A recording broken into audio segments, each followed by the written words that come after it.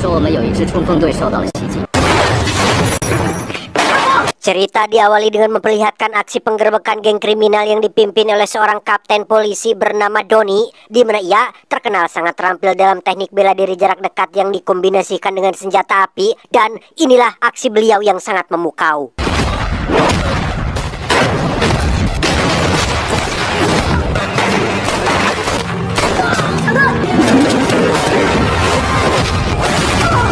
Selesai dengan para kroco, Doni pun menghampiri rekan wanitanya yang sedang mencoba menangkap sang ketua geng, di mana Doni nekat melompat jatuh demi untuk melindungi rekannya tersebut.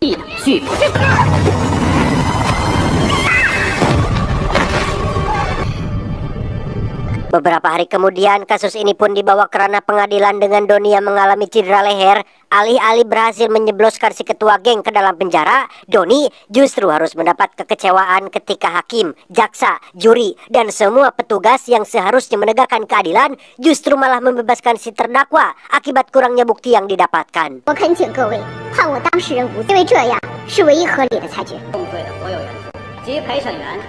Dari sinilah Doni mulai merasa bahwa masih ada celah kecil dalam sistem hukum yang harus diperbaiki, sehingga dengan keputusan yang sudah dipikirkan secara matang, Doni memutuskan keluar dari kepolisian dan akan sekolah hukum untuk memperbaiki sistem hukum di negaranya.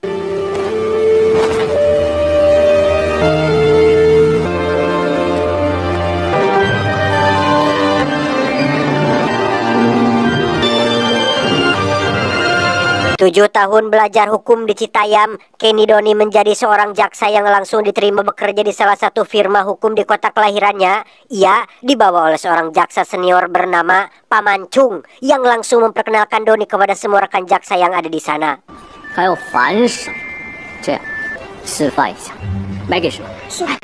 Oke, thank you. Nah, 事实证明呢，破警公关在。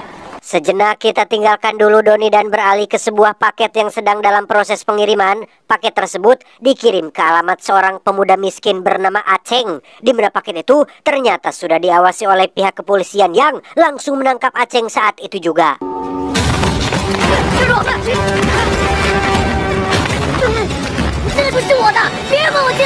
Siapa yang menduga jika paket itu berisi narkoba asli buatan Brazil yang punya nilai harga jual tinggi, di mana Aceng mengaku tidak tahu menahu tentang isi dari paket tersebut. Ia hanya meminjamkan alamat rumahnya saja sesuai permintaan dari temannya bernama Jackie. Ini bebenguknya, namun setelah dilakukan interogasi oleh polisi, Jackie tidak mengakui hal tersebut dan bersikeras tidak memiliki hubungan dengan Aceng sama sekali. 现在警察在你的家中搜出毒品，说你借用他的地址收货。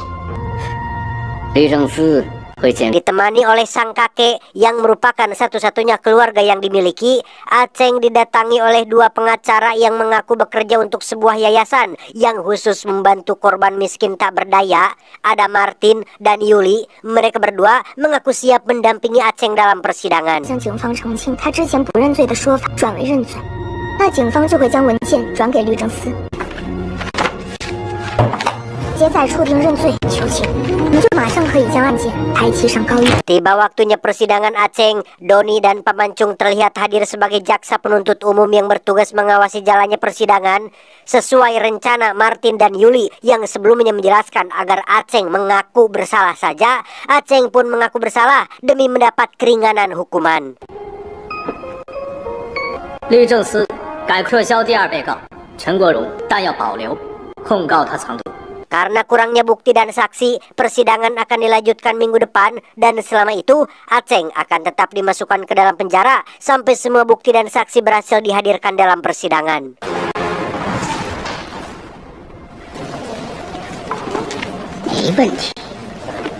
Sebagai pemuda miskin yang tak berdaya, Aceng sangat tertekan berada di dalam penjara bersama dengan para tahanan senior yang hampir setiap hari mengintimidasinya, sehingga ketika si kakek menjenguk, Aceng langsung mengutarakan keluh kesahnya dan mengaku tidak tahan berada lama-lama berada dalam sana. 你很快就出来的。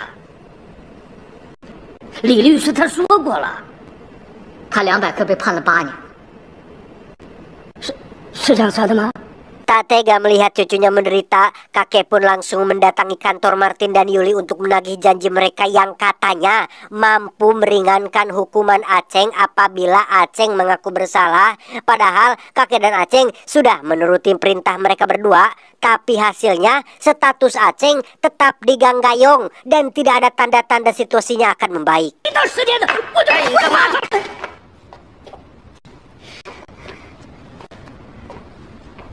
走吧。 Tiba hari persidangan kedua, status Aceng kian semakin disudutkan dengan bukti-bukti yang dihadirkan dalam persidangan. Entah apa yang sebenarnya Martin dan Yuli rencanakan sebagai dua orang pengacara pembela yang harusnya membela Martin dan Yuli, justru malah seolah menyudutkan Aceng, yang hal itu memancing emosi si kakek sampai-sampai beliau harus dikeluarkan oleh petugas keamanan. 老婆，请你尊重法庭啊，不然的话我请你出去。你身为法官就要主持公道，他说谎都不抓他，还有王法吗？啊，你为什么不抓他？啊！ Sebagai mantan polisi yang memiliki insting tajam, Doni mulai menyadari adanya kejanggalan pada dua orang pengacara yang belum diketahui asal-usulnya ini. Alih-alih bertugas sebagai jaksa penuntut umum, Doni pun mulai mempertanyakan kredibilitas Martin dan Yuli sebagai pengacara yang dianggap kurang kompeten dalam pekerjaannya. 欧先生，是否你建议第一被告去承担一个他没有犯过的这些断章取义的问题，你又是自己的龙门了哈。 ？Without due respect，阁下。 Tak hanya Martin dan Yuli saja yang kena semprot, Bapak Hakim yang terhormat pun sempat kena semprot oleh Doni juga, yang memang punya nyali tinggi sampai-sampai terjadi perdebatan dan ketegangan di antara mereka berdua. 为什么要推翻自己的证供，还有他认罪的行为呢 ？There's no logic。 停停。 Persidangan pun rehat sejenak untuk memberikan waktu kepada para juri untuk menentukan apakah Aceng bersalah atau tidak. Yang setelah beberapa saat berlalu, persidangan pun dimulai kembali dan tebak apa hasilnya? 结果是否一致？第一被告人有罪还是无罪？有罪。有罪还是无罪？无罪。 Ya, Aceng dinyatakan bersalah dan akan dipenjara selama 27 tahun, yang mana keputusan ini benar-benar sudah bulat dan yang pasti tidak bisa diganggu-gugat. 现在，爷爷，我是七点，看不到我了。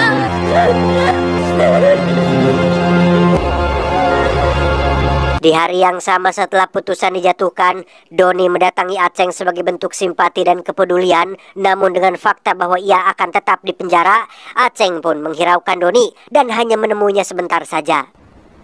相信我，我会帮你。你怎么打？ Tak menyerah setelah diacuhkan Aceng, Doni pun menemui si kakek yang sedang bekerja sebagai pembersih mobil di parkiran mall. Niat hati ingin membantu cucunya agar bisa mengajukan banding. Si kakek yang sama kecewanya dengan Aceng pun mengacuhkan Doni sampai akhirnya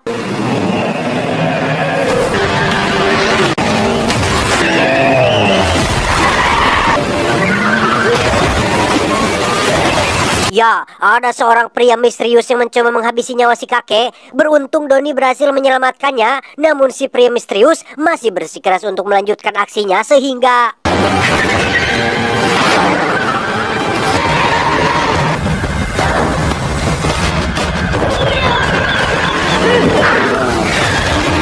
entah siapa pria botak bertato ini, ia sepertinya adalah seseorang yang cukup tangguh dan tak mudah mati meski sudah menjatuhkan diri.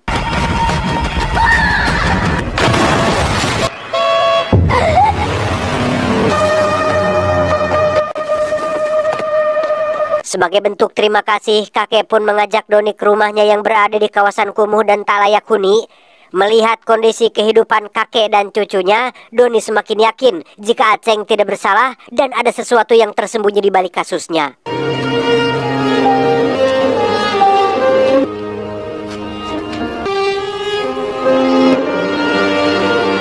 Tak buang waktu, Doni langsung menemui anak didiknya di kepolisian yang kini sudah menjadi kapten menggantikan posisinya terdahulu. Mereka mulai melakukan penyelidikan terhadap Martin dan Yuli yang dicurigai memiliki rahasia yang tersembunyi. 马家杰之前的老板刘少强，所有生意都是我查阅了律政司的内部记录，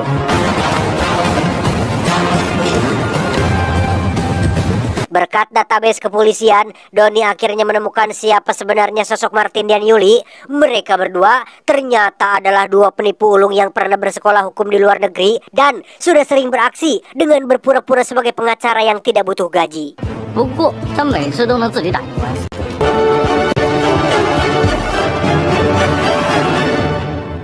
Yang mengejutkan adalah mereka ternyata bekerja untuk geng atau kelompok triad yang menjalankan bisnis narkoba, di mana paket narkoba yang dikirim dari Brazil tempo hari merupakan paket pesanan milik triad yang rencananya akan dipasarkan di negara Hong Kong.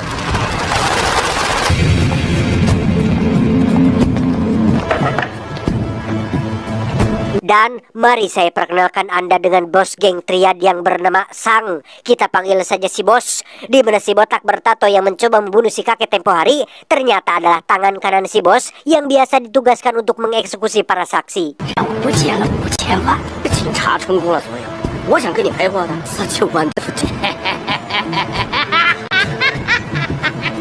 Di sini jugalah kita akan diperlihatkan dengan betapa kejamnya sosok si bos yang tidak mentolerir kesalahan sekecil apapun. Ia memintakan bisnisnya untuk menghukum salah satu anak buahnya yang lalai dalam pengiriman barang, di mana Martin diminta untuk memberikan hukuman dengan cara memukul tangan si karyawan menggunakan palu.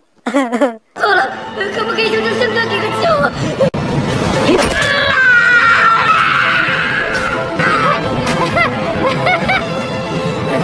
Di saat yang sama, Doni mendapat telepon dari pemancung yang melakukan penyelidikan seorang diri. Ia mendatangi tempat hiburan yang biasa didatangi oleh Jackie, si pemuda yang meminjam alamat Aceh untuk menerima paket tempo hari.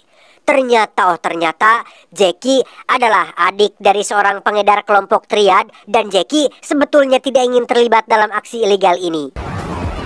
我不是你大哥，你老爸又不是我老爸，你老妈不是我老妈，走啊！警察，有人在拍我们！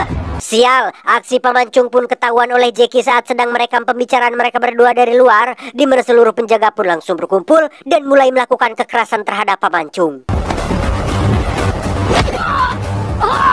手机呢？拿出来！ 我已经报警了。 Dan ya, Doni muncul tepat waktu ketika pemancung sedang dalam kesulitan, di mana saat mereka berdua akan pergi, para penjaga tiba-tiba saja melemparkan botol sehingga jangan salahkan Abah Takokak jika Doni terpaksa harus membrutal.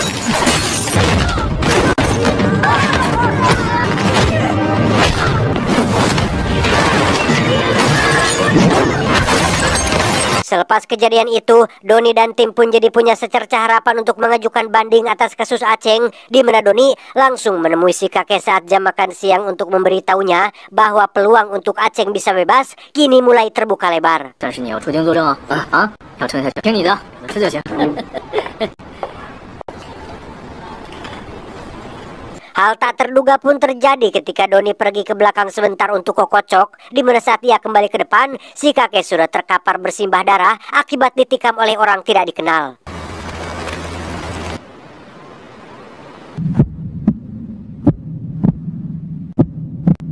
Meski berat, Doni menemui Aceng untuk memberitahu kabar kematian kakeknya, di mana Aceng yang sudah mah tertekan hidup di dalam penjara, kini harus hidup sebatang kara dan tidak punya siapapun lagi dalam hidupnya. 我知道做错了。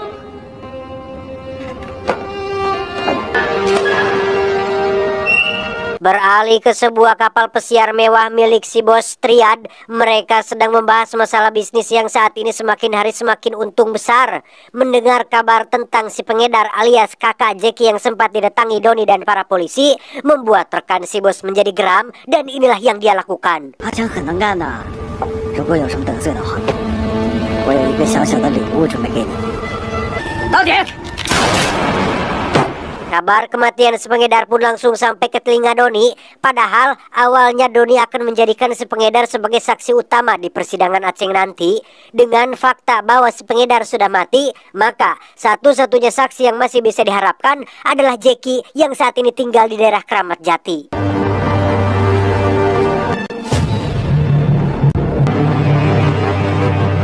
Saat menemukan keberadaan Jackie, Doni langsung membawanya menuju pengadilan sidang banding kasus Aceng yang digelar hari ini.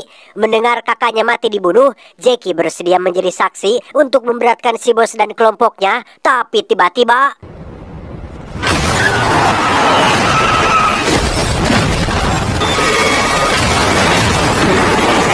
Ya, mobil yang mereka tumpangi ditabrak oleh sebuah truk suruhan si bos. Beruntung nyawa keduanya masih selamat, sehingga daripada menunggu bantuan aparat yang sudah pasti datang terlambat, Doni memilih naik kereta api untuk bisa cepat sampai di lokasi.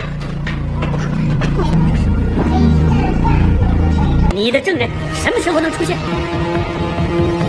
Tepat saat semua orang di persidangan sedang menunggu kehadiran saksi kunci, yaitu si Jackie, Doni harus berjuang sendiri melindungi Jackie dari orang-orang suruhan si bos. Berlokasi di dalam gerbong kereta yang dipenuhi oleh para penumpang, Doni tidak mempunyai pilihan lain selain harus melindunginya sampai mati.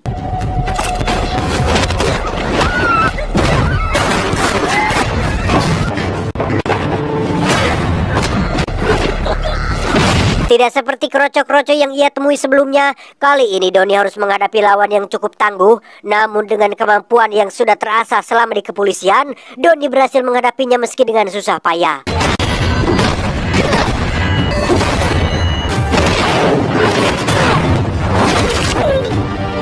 Selesai dengan lawan tangguh barusan, kini Doni harus menghadapi beberapa musuh yang membawa senjata tajam dan...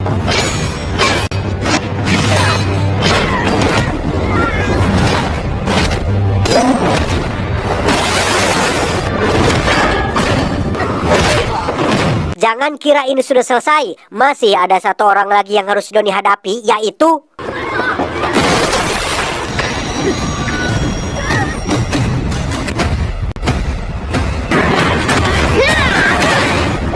Ya, ada si botak bertato yang pada malam itu tidak sempat bertarung, di mana ia terlihat menggunakan sebuah kenakal pada jarinya sehingga...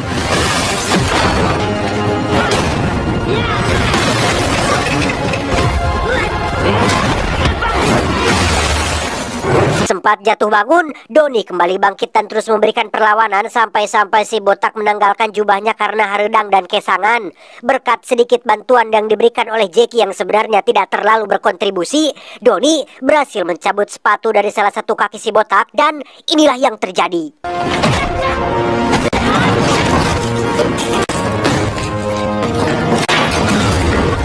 Ya, si botak pun tak sengaja tersoledat saat menginjak pecahan kaca yang meskipun wajahnya sangar dan penuh tato, ia rupanya tidak tahan dengan rasa nyeri akibat kacugak beling, sehingga Doni berhasil melumpuhkannya dengan sangat mudah.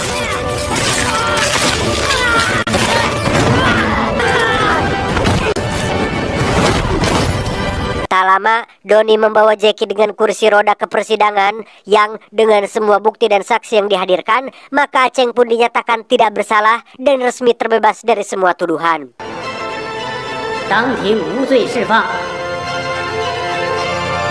Tak butuh waktu lama, kepolisian langsung mengerebek markas narkoba milik Triad sekaligus menangkap semua orang yang terlibat di dalamnya seperti Martin, Yuli, si botak, dan bos Triad itu sendiri.